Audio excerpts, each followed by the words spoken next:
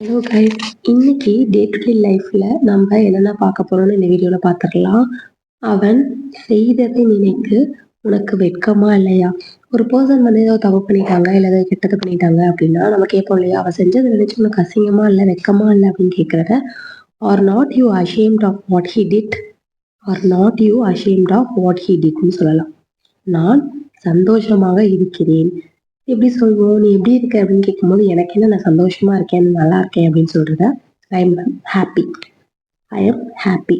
இதுவே நம்ம பாஸ்ட் வச்சு சொல்லுவோம் இல்லையா? அதாவது நான் சந்தோஷமா இருந்தேன் அப்படின்னு சொல்லுவோம் இல்லையா? ஸோ அதை எப்படி சொல்லலாம்? நான் சந்தோஷமாக இருக்கிறேன் அப்படிங்கிறது ஐ எம் ஹாப்பி. நான் சந்தோஷமாக இருந்தேன் அப்படிங்கிறது ஐ வாஸ் ஹாப்பி. ஏன்னா பாஸ்ட்டுக்காக நம்ம வாஸ் யூஸ் பண்ணியிருக்கோம். ஐ வாஸ் ஹாப்பி அப்படின்னா நான் சந்தோஷமா இருந்தேன். இதுவே நான் சந்தோஷமாக இருப்பேன் ஃப்யூச்சரில், அவளை மேரேஜ் பண்ணிக்கிட்டா ஐ திங்க் நான் சந்தோஷமா இருப்பேன் அப்படின்னு சொல்லுவோம் இல்லையா? அதை ஐ வில் பி ஹாப்பி அப்படின்னு சொல்லலாம். ஐ வில் பி ஹாப்பி அப்படின்னா நான் சந்தோஷமா இருப்பேன் அப்படின்னு சொல்றது. நான் சந்தோஷமாக இருந்தேன் அப்படிங்கிறத ஐ வாஸ் ஹாப்பி. நான் சந்தோஷமா இருக்கேன் அப்படிங்கிறது ஐ எம் ஹாப்பி. எனக்கு என்ன நடந்தாலும் எனக்கு கவலை கிடையாது. எனக்கு என்ன நடந்தாலும் எனக்கு கவலையே இல்லை அப்படின்னு சொல்றத I don't care what happens to me. I don't care what happens to me. எனக்கு என்ன நடந்தாலும் எனக்கு அதை பற்றி கேர் பண்ணிக்கவே மாட்டேன், நான் அதை பற்றி ஒரி பண்ணிக்கவே மாட்டேன், கவலைப்பட மாட்டேன் அப்படின்னு சொல்றது.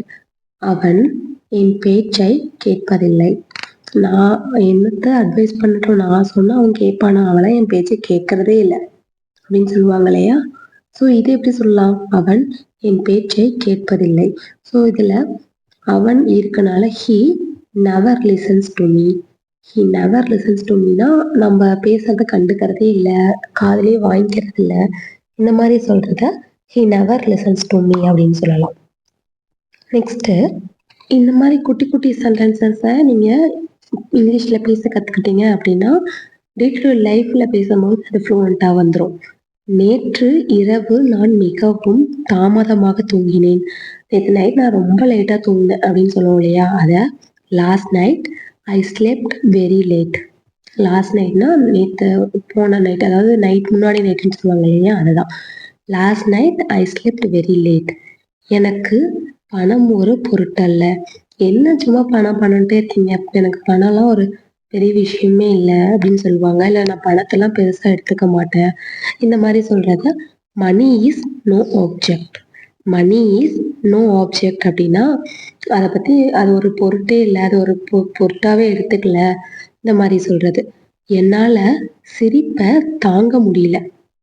என்னால் சிரிப்பை சுத்தமாக சிரிப்பே தாங்க முடியலப்பா, செம்ம சிரிப்பு வருது, இந்த மாதிரி சொல்றத I could not control my laugh.